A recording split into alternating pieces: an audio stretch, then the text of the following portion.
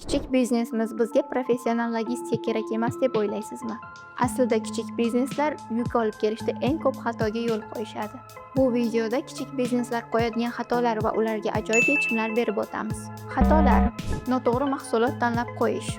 Yangi tadbirkorlar tajribasizlik tufayli qonunan taqiqlangan tovarlarni olib kelib qo'yishadi va bu tufayli millionlab pullarga kuyib qolishadi. Qimmat narx: tabiiyki, yangi tadbirkorlar yuk olib kelishning arzon usullarini bilishmaydi yoki qimmatchi logistika kompaniyalariga duch kelib qolishadi.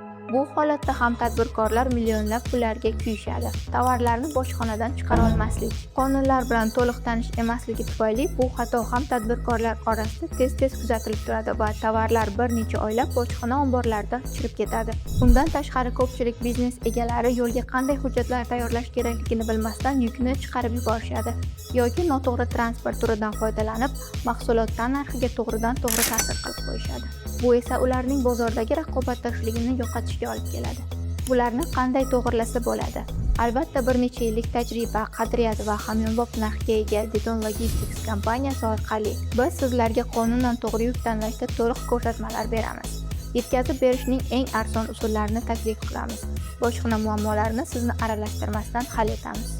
Bepul konsultatsiya kerak bo'lsa, mana bu raqamlarga aloqaga chiqing.